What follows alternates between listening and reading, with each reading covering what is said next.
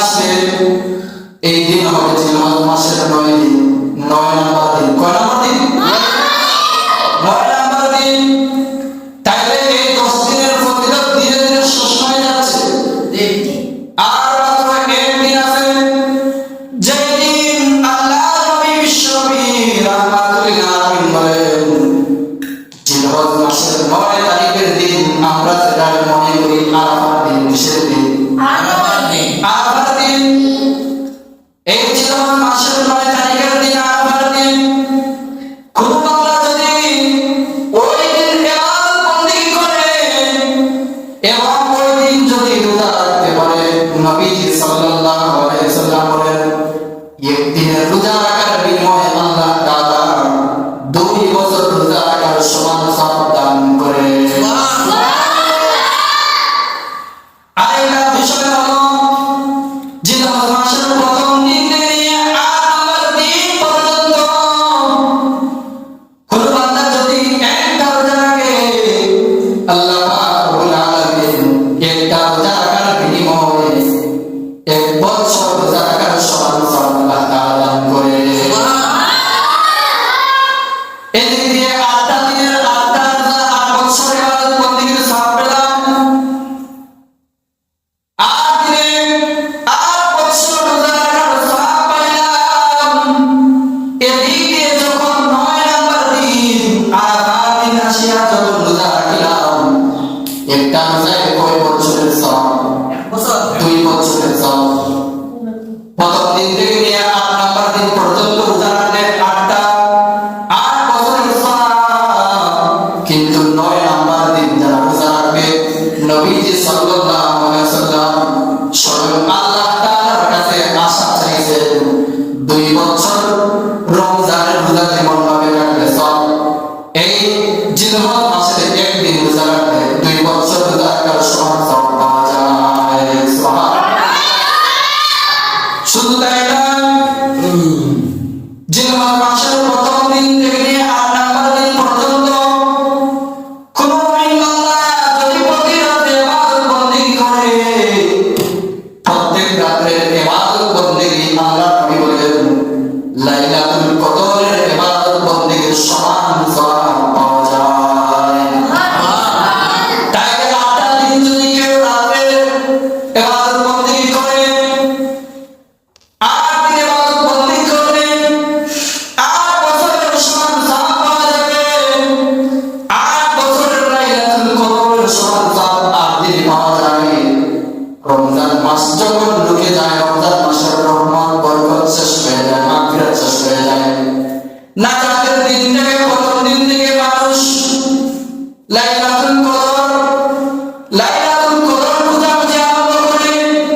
লাইলাতুল কদর খোঁজা অর্থ হলো একটা লাইলাতুল কদর যদি কোনো বান্দা পেয়ে যায়, একটা লাইলাতুল কদরের জন্য আল্লাহ তাআলা হাজার হাজার বছরের গুনাহ মাফ করে দেন। সুবহানাল্লাহ। রমজান শরীফের লাইলাতুল কদর কখন হয় আমরা জানি না। 21 নম্বর রমজান অথবা 23 নম্বর রমজান অথবা 25, 27, 29 নম্বর রমজান, এই 5 দিনের মধ্যে যে কোনো একদিন হতে পারে, আমরা সঠিক জানি না। কিন্তু নবীজি সাল্লাল্লাহু আলাইহি ওয়াসাল্লাম হাদিসের মধ্যে বলেন জিলহজ মাসের প্রথম দিন থেকে নিয়ে 8 নম্বর দিন পর্যন্ত কোন বান্দা যদি 1 রাত ইবাদত বন্দেগী করে, এটা কোনো নির্ধারিত বলে আল্লাহ নবী বলেন নাই। এটা আল্লাহ নবী আল্লাহ তাআলার কাছে আশা চাইছেন।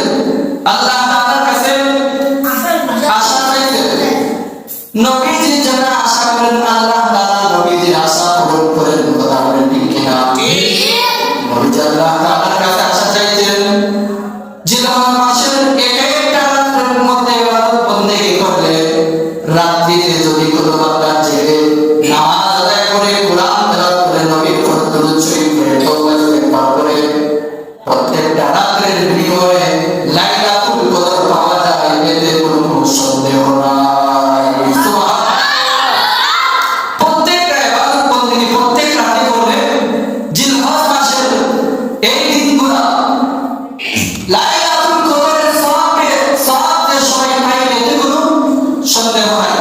নবীজির কথা লাইলাতুল কদরের ইবাদত বন্দেগীর সওয়াব পাইবে সবাই যারা ইবাদত বন্দেগী করবে এতে কোনো সন্দেহ নাই।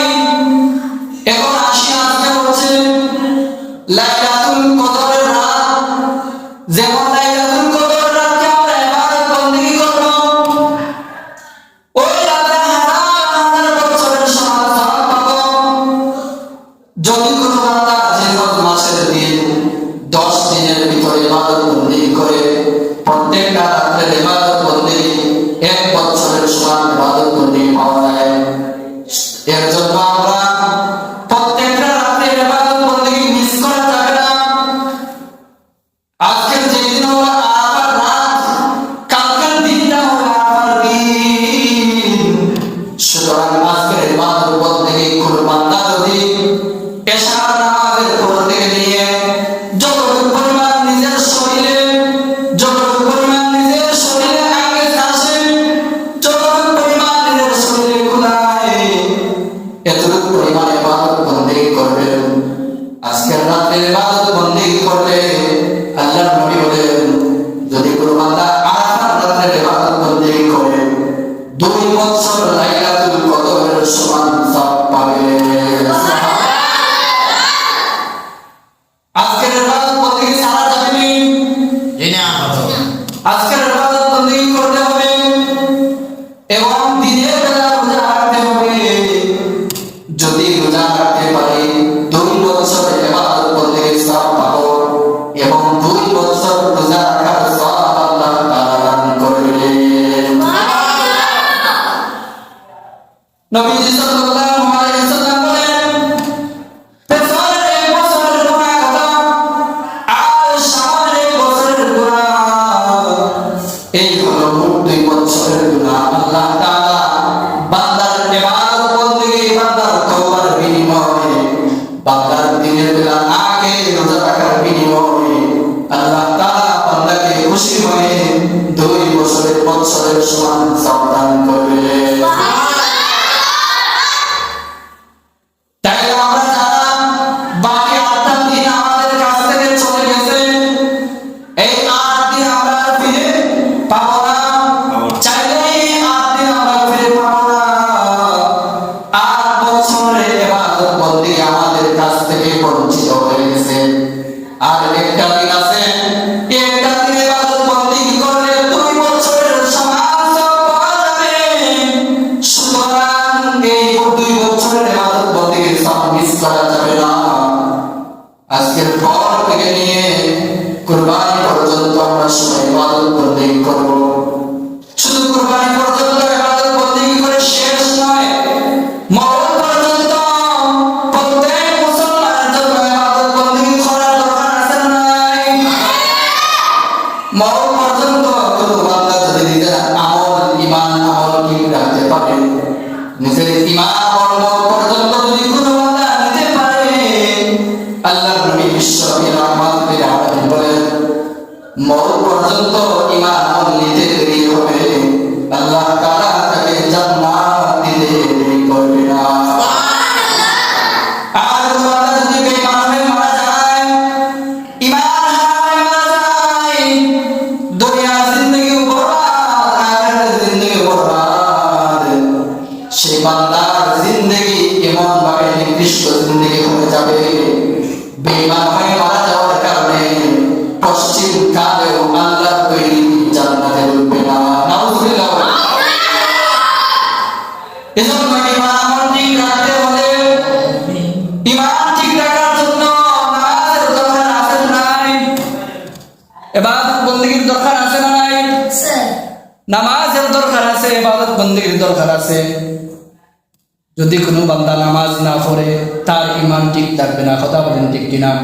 কারণ নামাজের মাধ্যমে আমরা নবীর দুরূদ পড়ি, নামাজের মাধ্যমে আমরা তাশাহুদ পড়ি, নামাজের মাধ্যমে কোরআন তেলাওয়াত করি, নামাজের মাধ্যমে আল্লাহ তাআলাকে আমরা পাই, নামাজের মাধ্যমে নবীকে পাই, নামাজের মাধ্যমে ঈমানও বাড়ে, নামাজের মাধ্যমে আমল বাড়ে। কথা বলেন ঠিক কিনা? নামাজের মাধ্যমে ঈমানও বাড়ে, আমলও বাড়ে। নামাজের